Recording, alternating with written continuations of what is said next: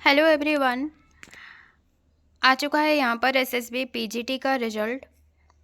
It is for information of all concern that the candidates bearing the following roll numbers have been provisionally shortlisted for verification of documents at state selection board office as per deadline and timeline mentioned to determine their eligibility for recruitment to the post of postgraduate teachers in non-government fully aided higher secondary schools of Odisha advertisement number 5। तो यहाँ पर देखिए shortlisted candidates का roll number दिया गया है, इसी PDF में ही है। The shortlisting has been done on the basis of the marks secured by the candidates in the written examination and career assessment taken together. तो यहाँ पर जो रिटर्न एग्जामिनेशन हुआ था उसके हिसाब से और साथ में कैरियर असेसमेंट को देखते हुए यहाँ पर जो है रिजल्ट निकाला गया है और कट ऑफ नहीं दिया गया है, ठीक है। उसके बाद डॉक्यूमेंट वेरिफिकेशन पे क्या क्या लेकर जाना है उसका लिस्ट है यहाँ पर। Candidates are also required to submit a set of self attested photocopies of all the following documents as applicable including intimation letter. इसको डाउनलोड करना है एसएसबी वेबसाइट से, जो कि अपलोड हो चुका है। अटेस्टेशन फॉर्म जो है लेकर जाना है, ठीक है, ये अपलोड हो चुका है एसएसबी वेबसाइट में, आप लोग देख सकते हैं। तो उसको फिल करना है अच्छे से। Hard copy of online application form, इसका भी लिंक आ ही जाएगा। अगर आपके पास नहीं है एप्लीकेशन फॉर्म तो जब इसका लिंक आ जाएगा एसएसबी वेबसाइट में तो वहाँ से आप लोग डाउनलोड कर सकते हो। आईडी प्रूफ उसके बाद चाहिए, चाहे आधार हो, पैन कार्ड हो, ड्राइविंग लाइसेंस, वोटर आईडी, इनमें से कोई भी। नेक्स्ट है 10th जो आपका मार्कशीट सर्टिफिकेट, साथ ही +2 का, उसके बाद +3 का, उसके बाद मास्टर्स डिग्री का, ठीक है, एमए का, उसके बाद बीएड का। और यहाँ पर देखिए अगर बीएड आप जो बीएड आपका अगर ग्रेड में है, जो आपका मार्क है या फिर सीजीपीए वगैरह है, तो उसके लिए कन्वर्सन सर्टिफिकेट चाहिए, ठीक है। 2 रिसेंट पासपोर्ट साइज फोटोग्राफ्स चाहिए, similar to the one uploaded in the online application form. तो ऑनलाइन एप्लीकेशन फॉर्म में जो आपका फ़ोटो है उसी का ही सेम कॉपी चाहिए। मेंशनिंग हिज और her name and roll number at the back, ठीक है।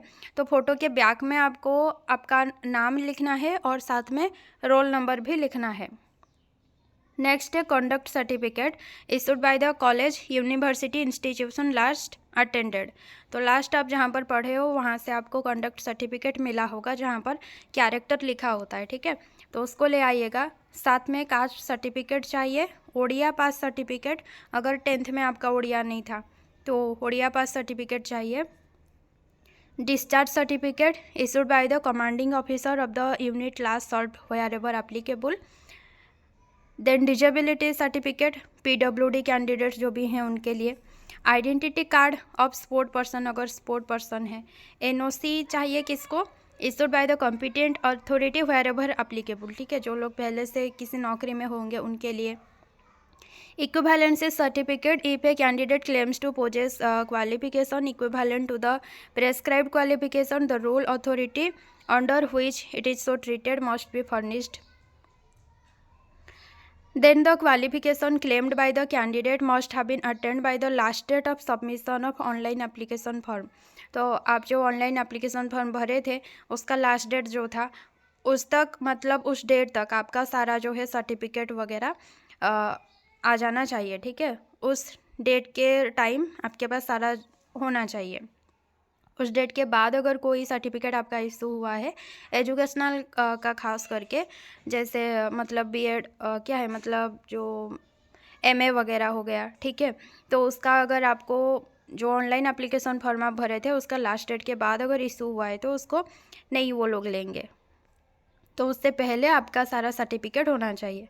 Candidates claiming to be belonging to ST/SC category of Odisha by birth are required to submit a copy of relevant caste certificate as mentioned in their application forms issued by the competent authority in the prescribed form.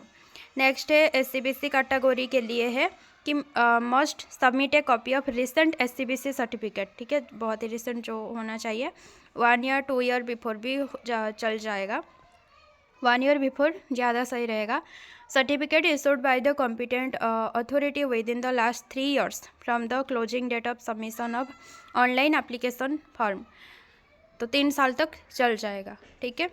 OBC certificate will not be accepted, यहाँ पर mention कर दिया गया है बहुत ही clearly. SCBC के जगह आप ओबीसी लेकर नहीं जा सकते, ठीक है।